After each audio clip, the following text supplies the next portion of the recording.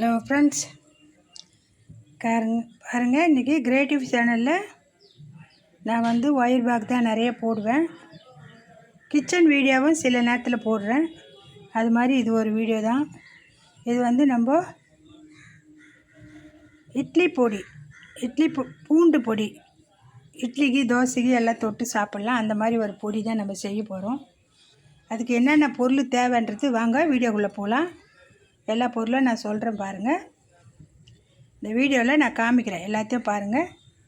காஞ்ச மிளகா ஒரு 10 மிளகாய், கருவேப்பிலை ஒரு புடி, தேங்காய் பத்தை ஒரு 4 பத்தை, தோல் அந்த கருப்பு தோல் எடுத்துகிட்டு சீவி வச்சுக்கினேன். இந்த கப்பில் ஒரு கப்பு உளுத்தம்பருப்பு, கடலைப்பருப்பு, தேவையான அளவு இதுக்கு கல் உப்பு எடுத்துருக்குறேன். 1 டீஸ்பூனு பெருங்காய பொடி எடுத்துருக்குறேன். அரை கப்பு,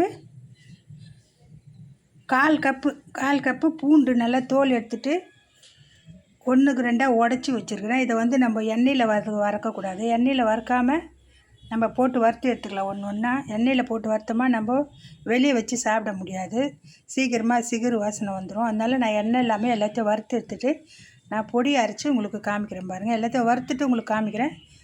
அதுக்கப்புறம் இந்த பொடி அரைச்சி நீங்கள் சாப்பிட்டு பாருங்கள். இட்லிக்கு தொட்டுக்கலாம், தோசைக்கு தொட்டுக்கலாம், சாப்பாட்டில் பிசைஞ்சு போட்டு சாப்பிட்லாம். சூடாக சாப்பாடு போட்டு இந்த பொடியை கொஞ்சம் போட்டு நல்லெண்ணெய் ஊற்றி கொஞ்சம் சாப்பிட்டு பாருங்கள். அவ்வளோ சூப்பராக இருக்கும். எல்லாமே நல்லா ஹெல்த்தியான பொருள் தான். கருவேப்பிலை, பூண்டு நல்லா ஹெல்த்தியான பொருள் தான்.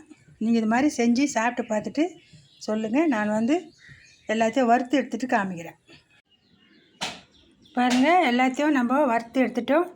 நான் எதுலேயுமே எண்ணெய் போடாமல் தான் வறுத்துருக்குறேன். அப்போ தான் நல்லா அந்த பொடி தாங்கும். வெளியே வச்சு கூட நம்ம எவ்வளோ நாளைக்கு ஒரு நாள் வச்சு சாப்பிட்லாம். எண்ணெய் போட்டோமா அந்த காரில் வாசனை வரும், எண்ணெய் வாசனை. அதனால் பூண்டு மட்டும் கொஞ்சம் எண்ணெய் ஊற்றி தனியாக வறுத்து எடுத்துட்டேன். இப்போ நம்ம பொடி பண்ணி வந்துடலாம். எல்லாத்தையும் மிளகாய், கருவேப்பிலை, பெருங்காயம், உப்பு எல்லாத்தையும் போட்டு வறுத்துட்டோம். இப்போ இதை பொடி பண்ணின்னு உங்களுக்கு காமிக்கிறேன் பாருங்கள். நம்ம பொடியை அரைச்சிட்டோம். இந்த பொடி இட்லிக்கு தோசைக்கு எல்லாத்துக்கும் சாப்பிட்லாம்.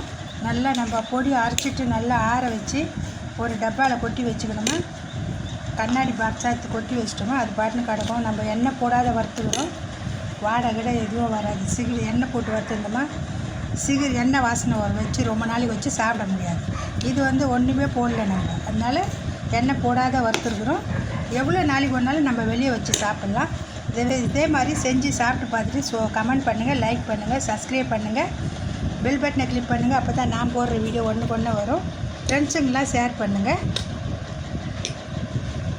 நிறைய பேர் வீடியோ பார்க்குறீங்க, ஒயர் கூட வீடியோ மட்டும் பார்க்குறீங்க, கிச்சன் வீடியோ போட்டால் பார்க்க மாட்டேங்கிறீங்க. கிச்சன் வீடியோவும் பாருங்கள். என்னோடய வீடியோவை நடுவில் ஒன்று போடுவேன். நான் எனக்கு தெரிஞ்ச அளவுக்கு ஓரளவுக்கு நான் நல்லா தான் செஞ்சு போடுறேன். என்னோடய வீடியோ பாருங்கள், சப்ஸ்கிரைப் பண்ணுங்கள். எல்லாருக்கும் வணக்கம்.